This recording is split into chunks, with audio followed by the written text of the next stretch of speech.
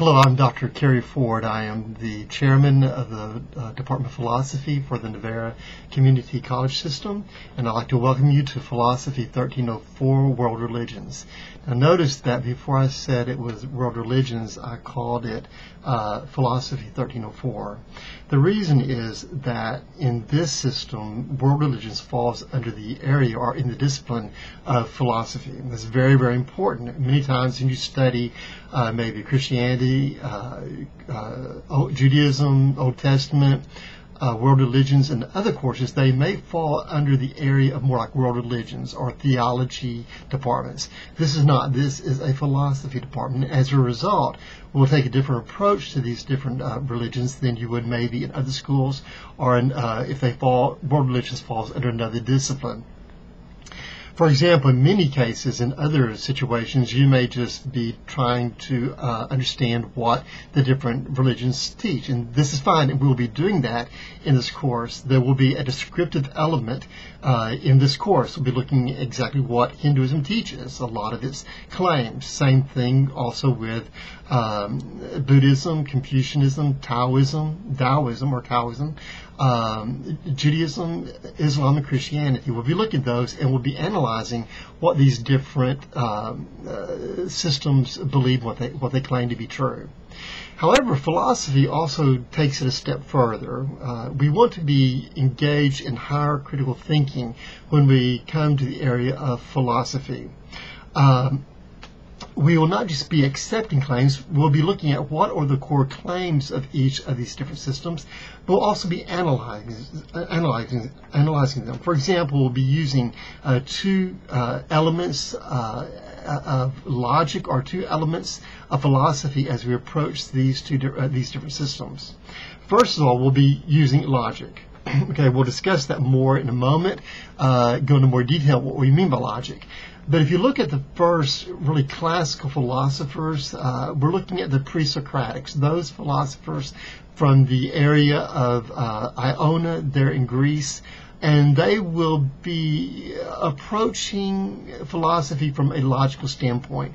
Many call them the first scientists because they actually apply logic to their analysis of reality. So we'll be looking at logic, and we'll be discussing that more in a moment, the different elements we'll be using with logic. But for example, as we look at these different systems, we want to first of all discover what is the core claim of these systems. Right? For example, Hinduism may be claiming that Brahman and Atman are one. We'll be looking further what that means later as we get into Hinduism. We'll be looking at Christianity and its claim that Jesus is God the Son. 2,000 years ago, God came to the earth in the person of Jesus. We'll be looking at that claim.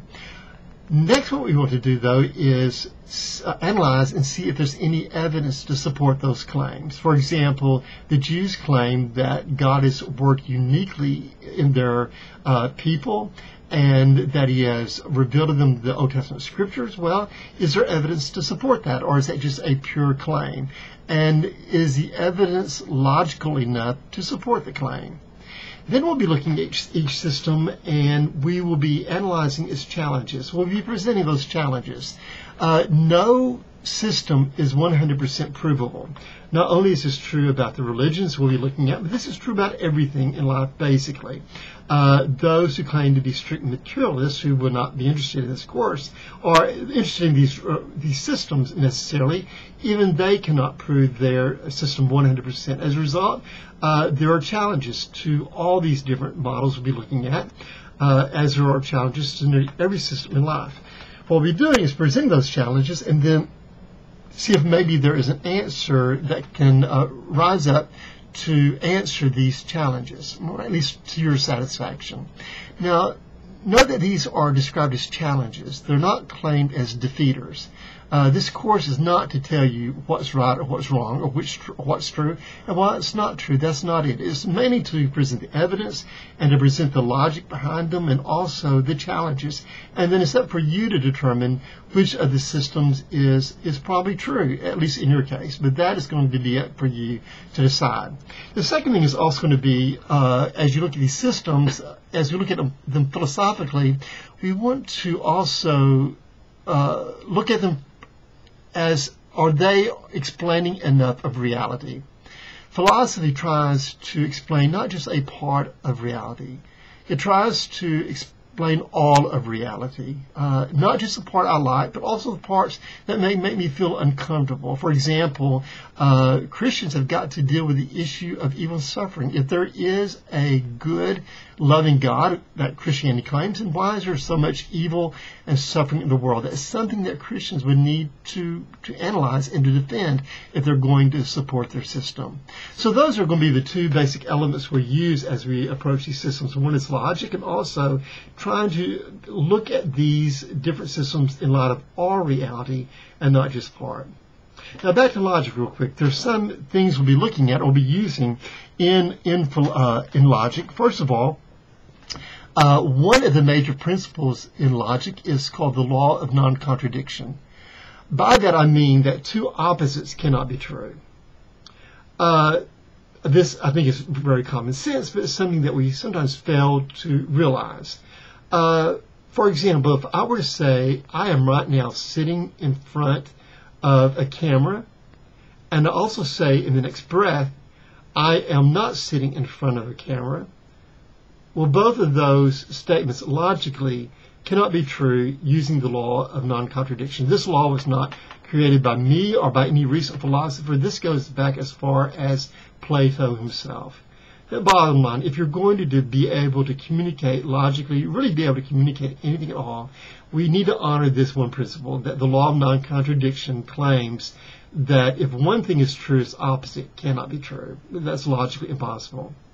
Number two is we want to look at another principle, and it's when I make a claim or if I make a statement, am I assuming something with that statement? And if I am, is there evidence to support that assumption? For example, last night I was watching a video, and in the video, this one person made a claim that Jesus could not have made the predictions that Jerusalem was going to fall. So therefore, all the predictions that Jesus supposedly makes in the gospel shows that these gospels were not written until about 40 years after Jesus actually died on the cross, 34 years afterwards, because we know that Jesus cannot make predictions. And so that's the assumption. Now, Fleming, who made the documentary, may be right. That's exactly right. However, he's assumed a lot, and his assumption may be right, but he has not given any support for that assumption. So therefore, be very careful in some of the claims we make, because they may be assuming some things that we have not provided any evidence for, and which may therefore logically not be true. The third thing, though, it says, is that when I present evidence to support a claim, does my evidence really support that claim? Now, I know a lot of people many times when they make claims, they'll throw all these facts and statistics out there, and those facts and statistics may be true. They may be legitimate. But the question is there a link between their claim and also between the evidence and stats that they use to support those claims? If not, it's not saying the claim's not true. It's not saying the stats and evidences are not true. It's just there's no link between them. There's no correlation between them. And as a result, those facts and stats, those pieces of evidence, cannot be used logically to support those claims. Right, these are some things we'll be looking at. We'll probably go into more depth and detail as we approach these different systems. Again, welcome to 1304 World Religions, and I hope you have a very, very good semester.